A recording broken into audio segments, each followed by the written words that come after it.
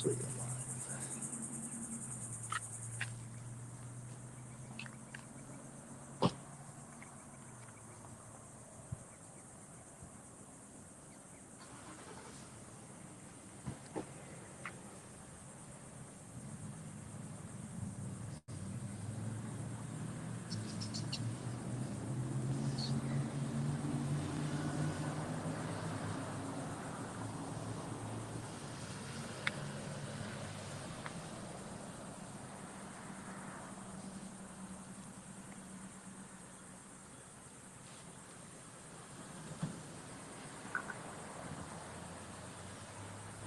What's up, guys? We're in Cocoa Beach outside the show. I finished up for the day. I only made one deal here, but I'll do the live, promise it, show you around. It's not as good as Jacksonville. Hey, Chris, how's it going, man? I appreciate you guys coming out early. It's, 10:30? So, I mean, if I finish the show in an hour and a half, you guys got to keep kind of expectations where they're at for today. There's 10 tables. So, remember from the one show I went to earlier this year, very, very little, but we'll go inside, show you guys, let a few more people enter in, probably about like 8 or 10, and we'll walk inside the show. You guys can see there looks, that is the show in there. So there's one vintage dealer there, pretty much one large modern dealer, and then there's a few people selling singles. So if you guys see anything, right, we can get it. There's not too many expensive cards. It's pretty much cheaper stuff except for the one dealer that has modern, but still show you around inside the show. We can do it live and maybe do some interviews, see some cool cards. So if you guys are ready, let's get the chat going a little bit and we'll walk inside and see the live. So we turn the camera around. Turn that around for you guys.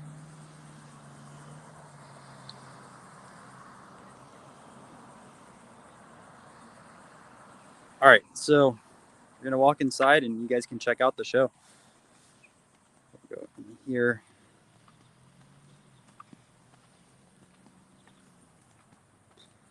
I just see it as it is. I know someone on the live yesterday was asking for the 63 Koufax. Found it right there. But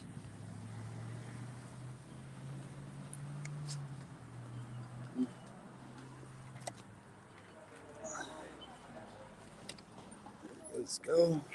Okay. So we have that over here. First, free stuff. Here. Starting off on some of the modern side of things. Yeah. You can see some of that over there.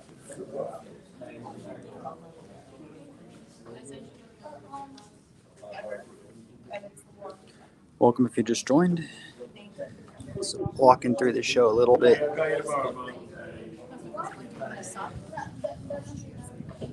That type of stuff as well. So this was one of the modern dealers. There's a few of them, but more of their cheaper single cards. There is the one Otani rookie right there. We got some Pokemon and Yu-Gi-Oh from this dealer. You guys can see that. A few singles as well across the board. Let's see all of that over here.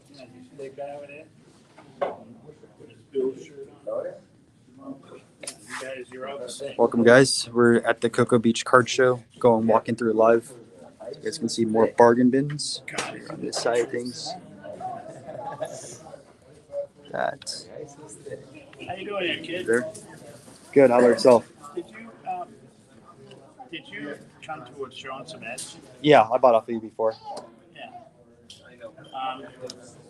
You always seem to come when my shows are low. Yeah. Come next month, every wall will be covered with dealers. There'll be twice as many people in the aisles. It's 4th of July. Most of my dealers they couldn't come. Gotcha. No worries. So if you put it online, it looks like the show's not very busy. But next month. Next month will be better? Okay. Much better, yeah. last month was great. It's good. Okay, I don't mind what you're doing, but please, if you're gonna post it, Yeah. add that to it. Okay, yeah. Armor coin. Jacksonville actually picked up a little bit. I thought it was decent overall. Um, but yeah, traffic is light today. See more bins over here on this side of things.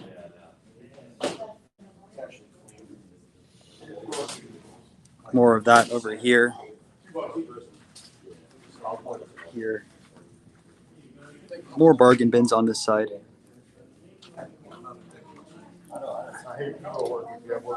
That's what the promoter was saying. I mean, I still thought Jacksonville had decent traffic, but there's that. So, here are more modern stuff here, but better cards. The best cards at the show today. So you guys can see what's over here. Also from Jack's yesterday. Curious. Well, you must have had a price in your bag. Walter Payton's pretty nice. You guys can see that 7 right there. Oh yeah. I mean, I have a budget. I have a more of a budget one, something like that. Not that y'all's definitely better off. Don't disagree with you, man. No, it's And I bought off of them before too. Sometimes I'm off, sometimes I'm less. Over here. Just more stacks.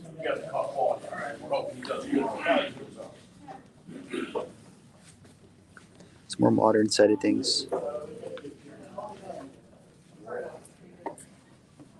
Michael Jordan autograph. Got some select from 17. Brady number 2/5. Some Kobe rookies. That's on that table. Yeah, you guys can see. That's what we're looking at today. Got some more memorabilia type stuff over here with some Wheaties boxes. This is Salt Lake Worth show. I don't think I've been to Lake Worth show before. I've gone to 2 shows in South Florida, but don't know if it was Lake Worth. Went to the one Miami card show that's gone. You guys can see some of the cooler stuff, like some of these baseballs. We got Coke bottles here as well. Some odds and ends. It's a $1 box. Got some bobbleheads over here. See some of the other cards. Yeah, on this side of things. I didn't do it, I swear. Some older as well over here. Oh, Steven did? Yeah. So then I didn't go to it. He did. We have some stamps, some vintage football and baseball. That side of things. Got 55 double headers. 51 tops. Some circular discs. Kind of the vintage league leaders, Hall of Famers on one, 3 Hall of Famers on one. Yeah, you can find that sometimes. You guys can see some programs as well.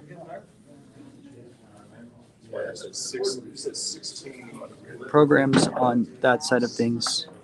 You guys can see all that over there. It's on the ticket stubs. And then we got some ticket stubs over here. You guys can see some of the different stuff. Whole box of ticket stubs. You guys can see that.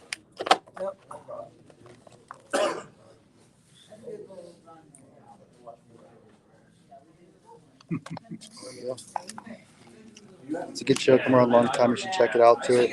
Yeah, it just the drive sucks from Orlando, but I'll try to make it out one time. 64. The 64 Giants. Yep. Mantle, I believe, is in that set as well. Pretty cool. For some reason they aren't too valuable. A lot of people don't like them. The Giants. I know. But I feel like it's all the oversized cards. And except for some of the basketball oversized, obviously, because the key rookie cards are expensive. But I feel like in baseball, no one really likes them. Yeah, you get the tall boys in the basketball. It seems appropriate, I guess. Yeah. And then even like the vintage pre-war side of things, like you get some larger cards. Just not fans of like the folded over stuff. Yeah. That's right. It's not as popular. No, it is not. But it's rare. Some of those are definitely rare. You can pick up like Chris Mathewson, Something like that. I was thinking that was it. All good. I was thinking I know it's in here, but the ticket stub from the Monday night game before 9/11. Oh, geez. On Monday night, 9-10. the Giants were playing the Broncos, and it was the first game at the new stadium. And the next day was 9/11. Oh, And really then the good. next week they had flags for all of us when we went to the game. Those flags. That was Really cool stuff to see. I was more out of curiosity. I wonder how much. so yeah. I got stubs. I've got thousands. That's about it. There's a lot of ticket collectors now. Like Yeah. people are getting that stuff It's, created. it's in going town. to be the next. They don't make tickets. No, they don't. So this is it. This is going to be the collector stuff.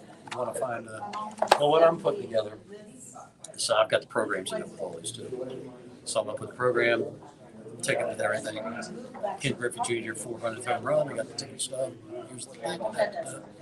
Here's this, the 500 home run pull-ups, all those stuff. Those are cool. Yeah, I know you got all the like the Super Bowl programs on here and Yeah, things a like bunch that. of them up here. You can see that stuff too. That's cool. Yeah. And the press bins. You know about them? What do you have? Super Bowl press bins too. Put that over here. Let's check that out. You know about those, eh? No, tell us about it. Oh, okay. Only the media press got them. And so there's like 2,500, 3,000. And they got them all access around everywhere. And they're highly collectible.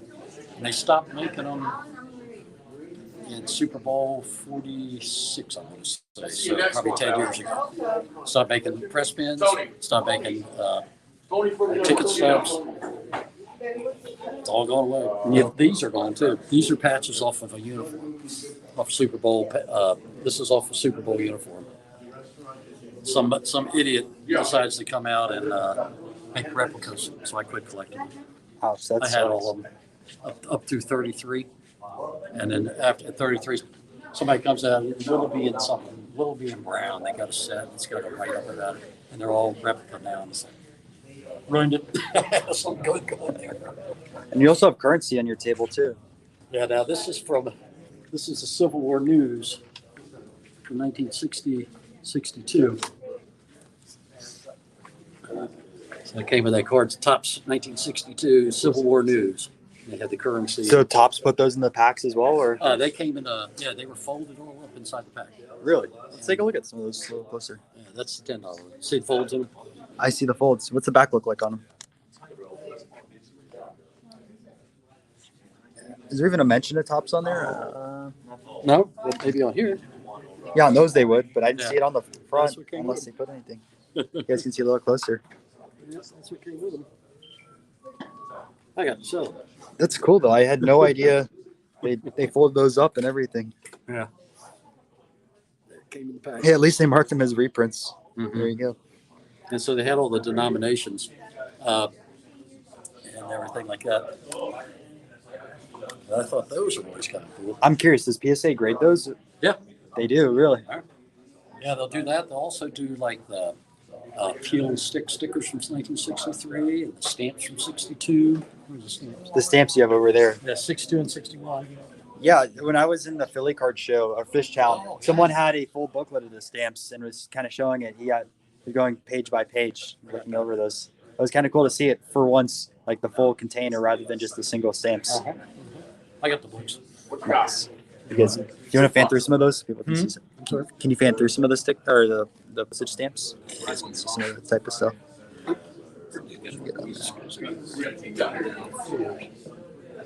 Hey, boy, I gotta jump over. It's like the mini Red Wings. I even built them. And those are 61, and then These are another. 61, and then this one will be 62. Five's good, man. You're good. So do they make any of the years besides 61 and 62, or were those the 2 years? Yeah. And in there, there's a card. There's something I haven't found yet that I have because he's a friend of mine. I don't know where he is, but Salada Tea Company in 1962 and 63 came out with a little disc that had players on it, I've got some of them, but I don't see them. I don't know where they are. What I learned about the other day, which was the first time, there's stamps of T205 cards as well from 1914. Really? Yeah, so there's a collector at Indiana show, and he had stamps, and they looked exactly like T205, and we found out from 1914 they made them and used the same imagery and everything. They were so cool. So I had no idea. I knew they made top stamps. I wasn't sure on the datage on those until I looked at the book, but it was like the fact that they also had those in the early 1900s on the pre-war side of things. Wow. So the Philly show, and I'd love to go to that. Oh, you got to go, especially with the you collect. There's a lot of oddball stuff. Oh yeah, I'd love to do that. You heard it? Buy from those dealers. Yep. That went in there and everything years ago. Have you heard about the Philly non-sports show? I know you have some non-sports here as well. Really? It's a full show. Every dealer is non-sports. There's a little baseball sprinkled in as well, but like, yeah, like imagine tables all like this with non-sport. Each table's different as well. It's so cool. So, and just like it's an experience in itself. The show isn't the largest, but like you could easily spend hours and hours at each table, which easily makes up for it because you can sit at a table, spend 2-3 hours, they're going through everything, and you're like, crap, where'd all my time go? That happened to me. It was so fun going through all this stuff, and all the dealers there are kind of like you, showing off different cards or different things that people don't know about. And I like that because from the education standpoint, now I know what this thing is if I see it again at another show. But like every dealer was like that. You can tell the passion that was there. That's me. That's definitely it. I've got the history, some of it in my head, what happened, things like that. And it's the best way to share it. That way the next generation knows the information and can appreciate it rather than just saying, I don't know what this is, I don't want to collect it. Right. That's like sometimes people maybe your age or a little older or come around and just, now look, I go, we look for well, you know about this? No. Yeah. That was probably, you were shocked when I was talking about the 1935 double headers. First one ever come up and say that. See, Most of them go, what's that? I have friends that are collecting that set, so they look for specific stuff that someone just picked up. Set. It is. I completed it about 20 years ago. That's how long. That's really tough. You said you've been collecting what, cards since 1959? That was your first pack? 59 was my first pack, and then I quit after 64. So I collected 59 through 64. And then I didn't pick it up again until 1982. And and everybody was buying all the 82. I mean, I was going back in there. So back in 82, what were some of the vintage prices going for? Like some of your mantles and Kofaxes? Less than $50. Where's like the 52 mantle at? Because I know everyone talks about that being the grail right now. So like back in 82 prices, what would people expect for that? So Marshall Fogel, who has a PSA 10, is one of my friends. He's from Denver, Colorado. He's got the top mantle in the world, and it's valued at about $50 million. If you ever put it out on the offer sale, they said it'd probably get $50 million. He goes for the high dollar things. I'm He like, bought it. Listen to this. He bought it for $120,000 in 1988. It's crazy. I mean, that's a great return over time, but 40 years. And his wife divorced him over the card collection. My wife's friends with him. I know him personally. He was in the SCD. Sports Collector Digest? Yeah, he's been in the last 3 issues. All kinds of articles about him. Yeah. That's my friend Marshall. And, yeah. I'm guessing that was the mantle that they brought out last year at the Colorado, like the All-Star game. That's his? That's his. Okay, I remember seeing the pictures. I regret so much not going to that show because I could have saw it in person. It's a PSA 10, but the guy that graded it, Mike Baker from PSA, been the grader for 20-some years, said if there was a 12, this was the 12. Right. Amazing. It's that much better than the other 2 10s. There's 3 10s. He says not to knock them or anything. The owner of the Arizona Diamondbacks has one of them. Yep. Marshall Vogel has the top one, and then the other one's an unknown guy. Really? It's unknown who has the third one. He won't disclose who it is. That's so interesting. And there was a PSA 9 sold last year, I'm still disappointed with and it was owned by an NFL lineman. That sold for $5 million, right? Yeah, Rob G. Bought it. Sold for 5.2. And so Marshall He also has 2 nines. Whether it's in the play or not, yes. 2 nines as well. What else does he have in his collection? He's got Babe Ruth's 60th home run bat. The refs in the last game were just He's got but that thing could have went either way. he's got all the rare stuff. He is known as he has the world's most extravagant memorabilia collection in the world. And it's the last three SCDs talks about all this stuff that are currently going on right now. And I called him up after the first one. I said, "What the hell, man? You're on the cover." He's on the cover of the magazine. It's amazing. And the way that I met him, his son and my son both played baseball on the same team when they were 10 years old. No. And my wife took him to practice, and he was reading SCD magazine. And my wife says, "That's the magazine my husband reads. You need to meet him." So the next practice we got together. This was like, my son's 41, so 31 years ago. And they were teammates. And it's like, it's quite good. He still goes to shows, or he just goes to the auction houses and buys stuff? He still goes through card shows and buys stuff, or he's just like, oh, just That's when the He's series got it. He's got everything. people are loving the stories. They're all Yeah. saying that. He's got them. right. Commercial flavor. Now it's And I appreciate it. Thank you. trying to play their game. Who are you talking to? Absolutely. You guys can see again. This card's brand new here. Some really cool stories. Like, if you guys just joined the live, just go back a little bit and hear them, because you don't find out about the stories behind the Mantle 10 and some other cards in here as well. So you can educate on that side. Thanks, Joel. Love what you're doing, Ryan, who runs the show. Any advertisement, agree, man. Like, I'm trying to help out the hobby as much as possible. Love watching live card show videos. Love the vintage stuff. Yep, I wish there was more vintage here, but that's all right. Not every show will be like that. Beta said, "This is awesome to hear." Absolutely. I really enjoyed the stories. And I think there's a sports collector guide. Was there a sports collector guide just so people can see? This is one here. I thought you had one, maybe not. No, maybe it was yesterday. I saw one at the Jacksonville show. Oh, Sometimes it's a fog, like what I see at tables. You go to so many shows, like everything starts like blend in. yeah, that's in his 50th year now. 50 years. Was that like one of the first magazines? I know Beckett was early as well. Don't know what was first. They used to come out there like this big, like a big newspaper. So I got a question for you. Before Beckett did their price analysis, what did people use to like really price their cards at shows? Way back, Yeah, before like Beckett took over. I know nowadays people use like 130 point there were stuff. Beckett had a price book. Well, I was saying before Beckett. Oh, Like, before all that, I don't know. Tell me it's your lunch now. it's kind of curious, because I know like that was the standard for such a long time. Because I've got the early Beckett Yeah. price guides. We have to drive Back back right to away, but before that, I never saw anything priced. But just every year I was like, I want this for a card. This is all I put on it. It got- would trade. That was like the non-sports show. Like, there's no prices on a lot of stuff, so people just are like, all right, this is what I think this is worth to me. You're not gonna find sales on some like rare stuff. Price on it, Yeah, so it's like, this is what it's worth to me. This is what I want to sell the card Yeah, for. it's price because some people go, that's, I'm not going to do that, or that's fair. You know. I mean, this is hard to judge because it's a Armor Coin says CCP. We're taking loose when we train right now. Cool. Horrible. Well, I appreciate it. Everyone enjoyed that stuff. I'm gonna keep walking around you guys a little bit. Sounds good. So over here we have more tables like this. Kind of I was talking about, where it's just a bunch of singles just laid out. More like $1 to $5 cards. But I don't do as much of this modern stuff. So you guys know more than I do, probably. Definitely need to learn. There's more opportunities from that. What was it called? But it's We'll just barely. keep going through over here. Altamont, you're talking maybe 10, 15 minutes. Show you guys some more, and I'll answer Andrew's question. Just finish that up.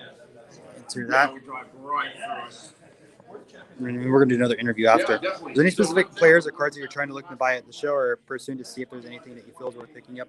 For me, like, I always do vintage #1 because that's my main PC, and on top of that, like, I have a lot of buyers for the vintage side of things. Like at Jacksonville yesterday, I picked up 5 or 6 mantles, so I know I can move that to people, or if I wanted to keep them, put that on that side of things.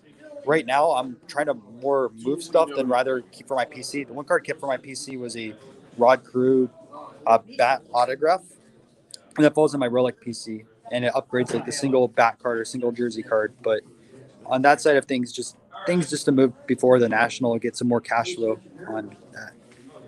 See you guys over here as more this type of stuff, and then I'll also show you guys what I picked up for the show shortly. I made one deal here today, and you guys can see there's actually a subscribers table. So he set up at a Popka for the first time, did extremely well over there.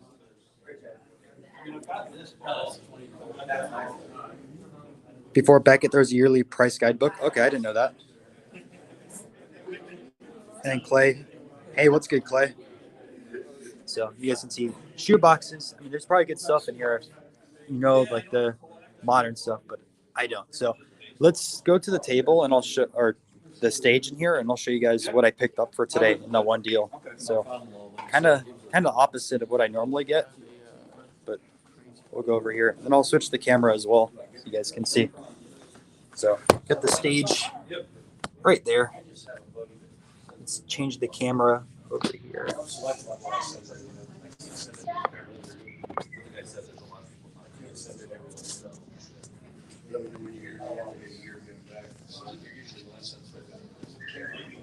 All right, so I'll show you guys what I picked up for today. This more over there. Again, only one deal, but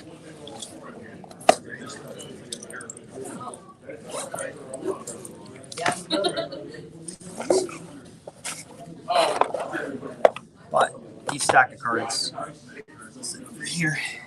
I'll show you. First card was a Luis Robert autograph. Still a lot of people prospect him, so something that I can move. If it's grade worthy, maybe send it in, but he's not doing the best this year. Up next, maybe Stafford E-Tops, number to 999. Pretty good career, and obviously just won the Super Bowl. But I have some E-Tops Stansons in my personal collection. I'll end up moving this one. Might trade it. It looks pretty good, but I'll inspect it a little bit later. I got some Griffies, so junk wax stuff, but people love Griffey cards. This is 810, the Fleer. That's, and then we also have a 9 from the 89 Ken Griffey Jr., very, very popular card. Upper Deck's first ever card. I got lucky with the Griffey puts. See that on the back as well. And then lastly, probably the card you guys would never expect me to buy. And if it wasn't a good deal, I would have bought it. But we'll see. We'll take it to a trade night. Maybe we'll sell it beforehand. Who knows? Justin Herbert, rookie number to 5. And it's a collegiate immaculate. There's another guy on here. I have no idea who it is. But every show I go to, every single dealer says, oh, Herbert sells so fast. The fact that it's a number to 5 rookie and a decent brand, I'd assume. I think I'd have an opportunity to move it. So I'll find out, like, if I can try to move some of this modern stuff. It's a completely different market than vintage.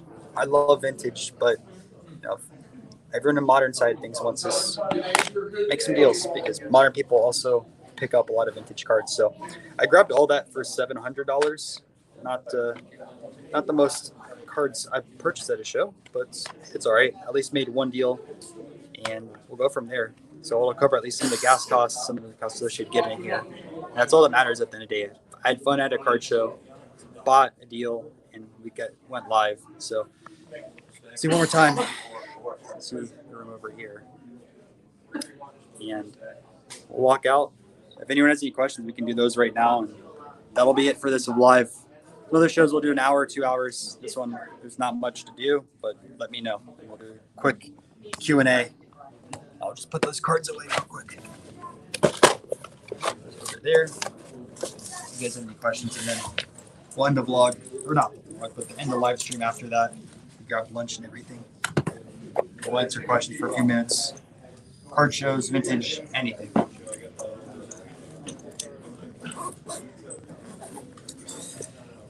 Andrew, what was the best or favorite national you've attended? So I've gone to 2 national events. The first one was a few years ago. It coincided with Lollapalooza. This was the one before all the COVID stuff happened. And honestly, that was my favorite. This is your first time going to that type of show. Before then, I always went to flea market type shows. I never went to a super large card show. So imagine like being used to shows that are like 50 tables and then going to the national and, seeing some of the rarest vintage cards and superfractors. Like I'm from Tampa, so I saw the Wander Franco superfractor autograph there. I thought that was pretty insane, but like some of the pre-war stuff that I had no idea existed. Nowadays, like I look at showcases, I see the stuff all the time. So it doesn't really interest me as much as seeing it like the first time, like seeing a Cy Young card for the first time, like a T205 or a T206 in high grade. Like it shocked me back then, but now since going everywhere, kind of immune to that shock. But going there for the first time because it was like seeing a museum plus the largest card show, and it was so much fun. But I've gone to two, and this is my first time in Atlantic City, so hopefully do well there. I will be at the National Thursday through Saturday, so flying in Thursday afternoon, all day Friday, and then flying out Saturday afternoon. But if anyone's there, I'll see you. It'll be a lot of fun. Yeah, I mean, Atlantic City is tough because there's not much transportation into the city. Flight-wise, a lot of people are flying into Philly and then driving over, I believe, and it's like an hour plus drive. But Chicago is a lot of fun because you can do a lot of stuff there. Great food, great music scene. It's always coincides with Lollapalooza. So if you like some rock music or you like popular music, there's going to be artists that are playing at local venues or at the event. Skip one day at the National and enjoy that side of things. Keep going to the next question. What are mental cards that are less to buy and try to get some of his cards? So some of his like all-star cards aren't too expensive and late 60s. Like his 69, unless you get the white letter, like his normal yellow letter is pretty cheap card. 68 is cheap, 67 is cheap. There's all-star stuff because people want the main mantle run. If you go for the other obscure stuff, it's a little bit cheaper. You can also look at a 64 Giant. It's not too bad, but just look for like the non-standard mantles and sets, and you can find some opportunities there for cheaper mantles and like mid grades, like the 58 All-Star mantle mid grade. I think like a 3 or 4 is only like $200 or $250 for a 50s mantle. So from that perspective, like if you want a cheaper mantle, I think that's a pretty good buy. But you can always still find like ones or authentics from other years that are cheaper. It just depends, like if you care if a card has been trimmed or pressed. I mean, obviously it'll be labeled as that on the card, authentic but altered. So if you like that opportunity. Thank you for doing these shows live. I'm looking forward. You go to National. I'll be asking you to watch for my funny plastic coins. That'll be the show to find them. Yeah, man. One guy in Jacksonville still had his coins, but how's it going? How you doing? Not too bad. So we'll look for those at the National. We're gonna do a full live stream at the National, probably on Saturday. Maybe we'll do one also Thursday night at trade night. I don't know. I gotta plan out these lives, but we'll be going live every day at the National, so you guys can see what the show is like, determine then and there if like you enjoy the show or not. So many people say, oh, go to the National. Some people say, don't go to the National. It's a waste of money. Me personally, I will go to the National. I'm a little biased though because I go to a show every weekend almost. So like, the National is the biggest, always have to go to the biggest card shows. But other people say it's not worth it for the average collector. I think there's opportunities there for the average collector still. Bargains are always good. Plus, you can find a lot of deals. So like if you wanted to flip cards at the show or buy, sell, trade, you can find stuff there. And then a collector dream, mantle always be Zorro. I agree. Like it's kind of the staple of the hobby. Just like, I mean, I'd compare it to like painters, like some of the biggest painters. Even if they passed away a long time ago, people want their art. I kind of view baseball cards as a form of art on that side of things. So people always like the mantle stuff from New York. But yeah, guys, that's the show. I mean, it's obviously a holiday weekend. But wish there was some more tables here. Keep it over here. No, you can ask me a question. What's up? Yeah, it's Breakout Cards. Do you want a sticker? Yeah. Yeah, here. Let me grab that. Yeah, so I go to card shows every weekend. It's a lot of fun. So here. Thanks. No problem.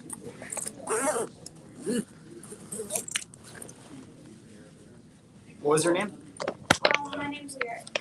Nice to meet you. You too. Glad you're into cards. Thanks. Oh. He might tell you when there's other shows and stuff too. Yeah, I have a calendar on my website. There's also other calendars as well, but I'm local, so I try to go all the different Florida shows. If next weekend there's a show in Oldsmar and also a show in Clearwater. Yeah, so there's the dual shows Friday through Sunday. So Saturday you could technically go to both if you traveled there. They're decent ones. And then there's a show in Apopka the 2 weekends from now, and that's in Orlando. And then Are they about this size or? Apopka is a lot larger. It's like double or triple. There's usually like 50 to 60 tables there on there. Tampa and Clearwater, or yeah, the Oldsmar show and Clearwater show, they're about like 50 tables each as well. Clearwater sometimes is better. It just depends on like what the weekend is. Sometimes they've had over 100 tables, they flow into overflow. But those are like the ones around this area. I know there's stuff down like West Palm Beach and all that, but I'm from Orlando, so it's kind of a hike for me to drive 3 hours We over live in there. Daytona. Okay. Did you go to Jacksonville yesterday then? No, we just actually, we were at I went to a flea market yesterday and he bought a couple cards and then he's been collecting for about a year. My husband's been collecting for a long time. Oh yeah, definitely. Hey, if you're in Daytona, go to Jacksonville. It's always the first Saturday of the month. There's 2 rooms in the hotel that are filled up with it. There's a ton of vintage cards there and modern. They split it up each side. Honestly, you can find whatever you want. Like Can rate the cards or does that just have to be sent out? mostly sent out. I mean, if you ask most dealers, they can be able to look over things and tell you like this is what I think it is. And a lot of modern cards, you're gonna mostly like they expect 8, 9, or 10 depending on their condition. Things vintage, a lot more wide variety based on. There's many different factors between centering, edge, wear, corners, but it's like The first of every month in Jacksonville. yeah, definitely go to that one. It's a free show to attend as well. A lot of dealers there, and dealers are super friendly, especially with the prices. I always go there. Thank you. No problem. Appreciate it. Nice meeting you. You too. Hope to see you at other shows. Yeah, thanks. No problem. There we go. 68 Mantle game card is cheap. Yeah, it is. I don't know if you guys saw it in live yesterday. Someone actually had the full box from the 68 game cards. So, and then friend Adam is actually building out that set. He has 1 card left. I don't know what it is, but Adam gave me his duplicate 68 game cards. I think I'm going to start giving them to kids at shows. I'll bring them around, get them in the vintage. But yeah, guys, that is it for the card show. Go back over here. I'm going to end the stream here because I got to get back. 2 days this weekend doing shows. Hope you guys enjoyed the live. And I'll see you next weekend. I'm doing 2 lives on Saturday, I believe, as of the moment. We're going to do the Oldsmar card show in the morning and then also Clearwater in the afternoon. So 2 separate live streams. Hope you guys are there. We're going to do some live buying as well. So if you guys want anything, let me know. I'm going to be posting the tables beforehand. So that way you guys can go in there and like, all right, I want this card already. And we can negotiate with the dealer then. It makes it a little bit easier than the last one in Jacksonville where I'm scrambling all across the show. But we're going to do that today because there's really like 2 tables here to buy stuff from. But hope you guys enjoyed. I'll see you soon.